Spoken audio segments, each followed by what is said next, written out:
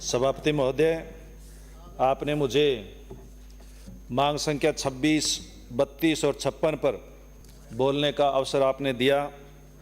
युवाओं पर, युवा मामले और खेल पर, महिला बाल विकास पर और उद्योग पर। देश का युवा आगे आएगा, सोते हुए को आकर जगाएगा, देश का विकास खुद ब खुद हो जाएगा, देश को आगे बढ़ाएगा, देश का युवा आगे आएगा। इस बात को चरितार्थ करने का काम मुख्यमंत्री अशोक गहलोत साहब ने किया और राजस्थान प्रदेश के अंदर हर जिले में ITI, nursing college, medical college देने का काम पूर्व मुख्यमंत्री अशोक गहलोत साहब ने किया। राजस्थान के युवाओं में एक जागृति पैदा करने के लिए, भाईचारे को बढ़ाने के लिए और राजस्थान का युवा एक दूसरे में आपस में मिलजुल करके रहे, इसके लिए पूरे राजस्थान प्रदेश के अंदर मुख्यमंत्री श्री अशोक गहलोत साहब ने राजीव गांधी ग्रामीण ओलंपिक गेम और शहरी ओलंपिक गेमों का आयोजन किया, जिसके अंदर दादा पोता एक साथ खेले, सास बहू एक साथ खेली और उस टाइम राष्ट्रगान गाने का एक विश्व रिकॉर्ड है वो राजस्थान ने बनाया। इसके साथ साथ मुख्यमंत्री अशोक गहलोत साहब ने अनुप्रति कोचिंग योजना के तहत 30,000 बच्चों को फ्री के अंदर, जो प्राइवेट इंस्टीट्यूट है, प्राइवेट कोचिंग सेंटर है, उनके अंदर बच्चों को कोचिंग की शिक्षा मिले, इसके लिए बेरोजगारी भत्ता 4,000 बच्चियों के लिए, महिलाओं के लिए 4,500 दिया। और सबसे बड़ा जो काम उस समय हुआ वो राजस्थान के उस टाइम के तत्कालीन शिक्षा मंत्री श्री गोविंद सिंह डोटासरा जी की प्रेरणा से और मुख्यमंत्री अशोक गहलोत साहब के आशीर्वाद से महात्मा गांधी स्कूल, जिसने राजस्थान के हर उस माँ बाप का सपना पूरा किया, युवा का सपना पूरा किया कि वो अपने बेटे को अंग्रेजी माध्यम स्कूल में पढ़ा सके। लेकिन बड़े दुख की बात है कि इस बजट के अंदर उस महात्मा गांधी स्कूल को आगे बढ़ाने के लिए या और किसी भी तरह की कोई योजना राजस्थान सरकार द्वारा, राजस्थान के वित्त मंत्री द्वारा किसी भी तरह की योजना नहीं बनाई गई है। विश्व के बच्चे, विश्व की उच्च शिक्षण संस्थाओं के अंदर राजस्थान के बच्चे बाहर जाकर के उच्च शिक्षण संस्थाओं के अंदर पढ़े, इसके लिए 500 विद्यार्थियों को राजस्थान की सरकार छात्रवृत्ति देकर के पढ़ाने का काम करेगी। ये काम भी मुख्यमंत्री साहब ने किया और 1,35,00,000 स्मार्टफोन बांटने का काम किया, ताकि इंटरनेट के माध्यम से उस समय के जो बच्चे हैं वो इंटरनेट से जुड़ सकें और इंटरनेट के माध्यम से घर बैठ कर के पढ़ाई कर सकें। मुख्यमंत्री जी ने उस टाइम विश्वकर्मा कामगार कल्याण योजना के तहत जो लघु उद्योग है, छोटे छोटे जो दस्तकार जातियां हैं, जैसे कुम्हार है, सुतार है, नाई है, लुहार है, दर्जी है, शिल्पकार है, इन जातियों को आगे बढ़ाने के लिए और इन जातियों को औजार देने के लिए इस तरह की योजना बनाई गई। लेकिन इस बजट के अंदर इस योजना को आगे बढ़ाने का कोई जिक्र है वो नहीं किया गया।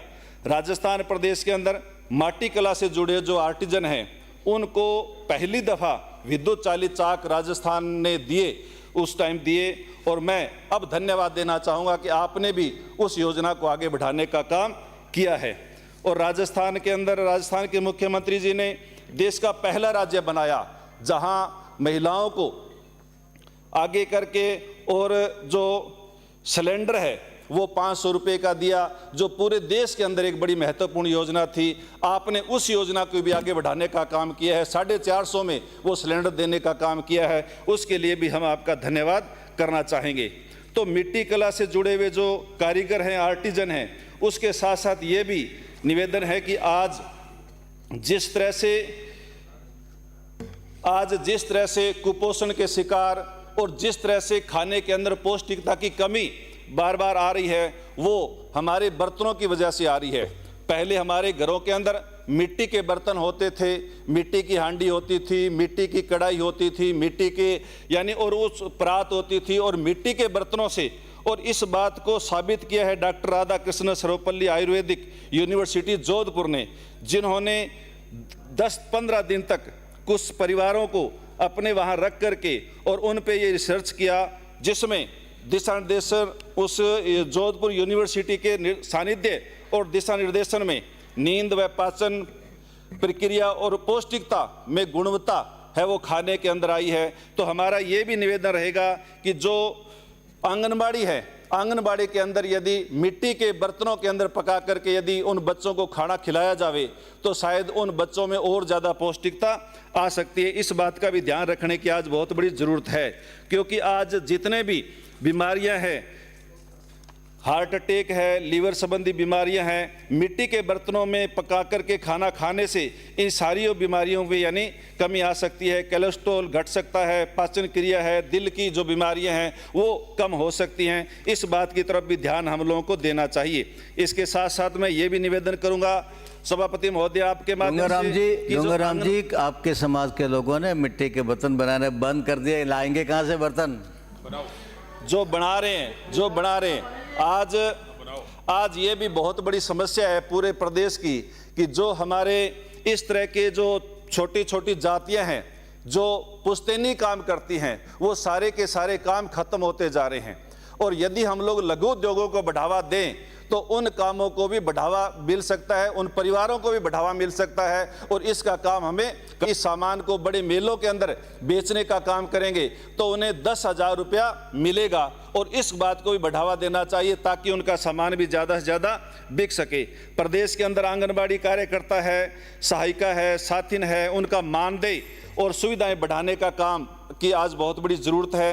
प्रदेश के अंदर सूरतगढ़ में आंगनबाड़ी जो केंद्र हैं उनके और अब जो आंगनबाड़ी केंद्र है उनको प्लेइंग स्कूल की तर्ज पर चलाने की ज़रूरत है ताकि बच्चे हैं वो वहाँ ज़्यादा से ज़्यादा सीख सकें। सूरतगढ़ के अंदर आंगनबाड़ी केंद्रों के लिए भवन है वो नहीं है। आज दूसरे भवनों के अंदर, सामुदायिक समाज भवनों के अंदर ये सारे के सारे आंगनबाड़ी केंद्र चल रहे हैं, तो उसको भी इस बात की ज़रूरत है। प्रत्येक राजस्व गाँव में और कच्ची बस्तियों में और ज़्यादा आंगनबाड़ी खोलने की भी ज़रूरत है। आज का जो युवा है वो विशेष तौर से नशे की लत, जितने भी वक्ता बोले हैं सारे के सारे विधायकों ने इस बात पर चिंता जताई है और यह पूरे प्रदेश की चिंता है और सिर्फ गंगानगर जिले की सबसे बड़ी ये चिंता है, क्योंकि गंगानगर के अंदर ये ज़्यादा बढ़ रहा है। उधर से पाकिस्तान से ड्रोन के माध्यम से इस तरह के पैकेट गिराए जाते हैं, इधर पंजाब से आते हैं। तो इसलिए इस नशाखोरी से बचने के लिए सिर्फ एक तो इस पर पाबंदी लगाई जावे, विशेष तौर से कोई टास्क फोर्स बना करके इस तरह इन पर कार्रवाई करने की ज़रूरत है। और इसके साथ साथ इस बात की भी ज़रूरत है कि इन बच्चों को, जो आज का यूथ है, उनको खेल से ज़्यादा जोड़ करके यानी उनको देखा जावे। गाँवों के अंदर राजियासर है, जैसर है, बीरवाड़ा है, गुड़ली है, डाबा है, इनमें स्टेडियम और मूलभूत सुविधाओं में की बढ़ोतरी करने की ज़रूरत है। विधानसभा क्षेत्र सूरतगढ़ के अंदर पंचायत मुख्यालयों में ओपन जिम खोलने की ज़रूरत है। 10,000 की जो संख्या आपने बताई है,